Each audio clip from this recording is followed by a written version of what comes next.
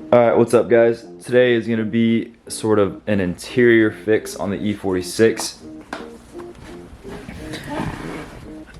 As you can see here, this is just a ghetto fix on the mirror right here.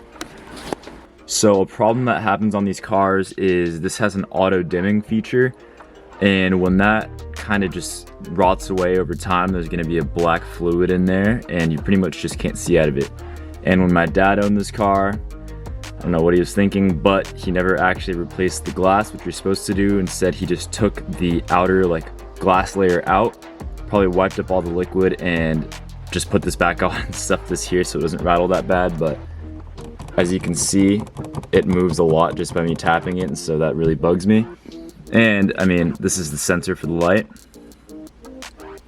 Nothing. This thing does not auto dim at all anymore. So today we're going to be replacing the glass on this thing. I have a replacement. It's going to be pretty easy, and I'm going to walk you guys through it. Alright, so to take the whole assembly off, there's this little plastic shroud piece behind the mirror that you want to take off. So I'm just going to stick this flathead in there and gently kind of just pry it to the side. With this shroud unclipped, you can just take each side off. Here's the right side right here. I'm gonna take this left piece off. As you can see, there's a connector right here. This just unclips. Alright, now with this connector unplugged, you should be able to just hold the mirror by the base, like right here. Turn it counterclockwise, and then the mirror should just come off like that. Alright, with the mirror inside now, the next step is to remove this outer shell part.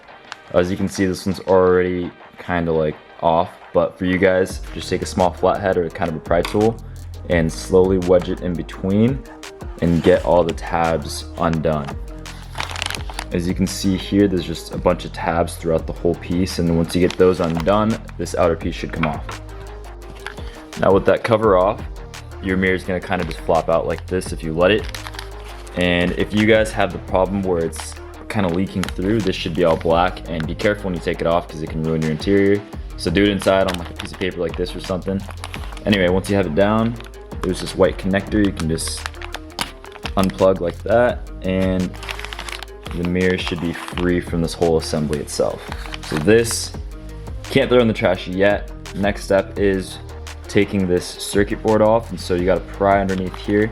It's stuck on there with this tape type stuff, which you might want to keep if you don't have any double stick tape, which I'm going to do. So yeah, I'm going to start prying underneath this and taking that off slowly. Now before you take this circuit board off, what you're going to have to do is unsolder these two wires from the outer portion of the mirror. Mine were just cut, so don't do that. So make sure you properly unsolder them. Once you do that, you're able to take the circuit board off. Alright, now with the circuit board off, what you're going to want to do is put this onto the new glass. As you can see here, there's a plus and minus.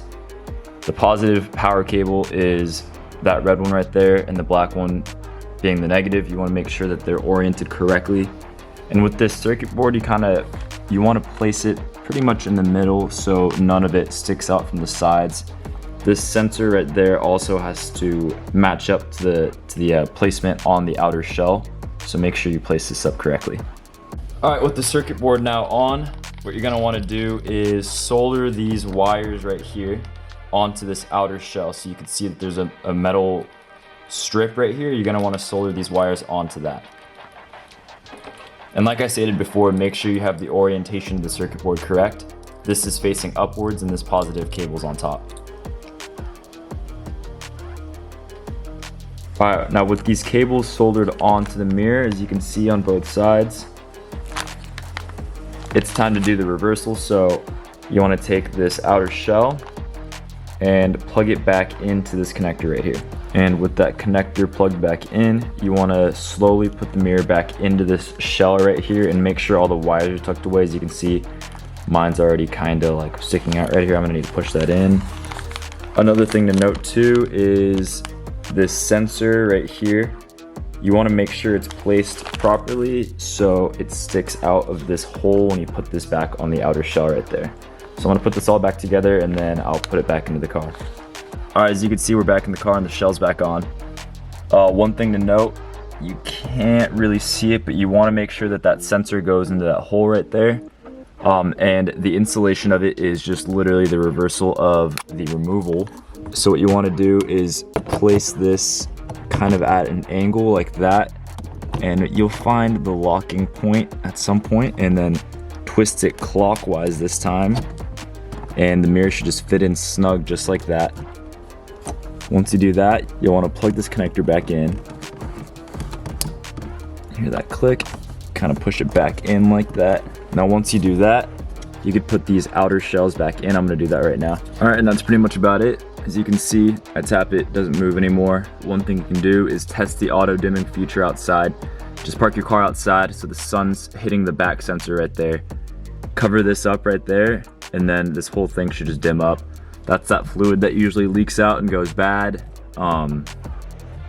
That's pretty much about it. This is a simple install. Makes the interior a little nicer if yours is messed up. But other than that, that's it. Thanks for watching. I'll catch you guys on the next video.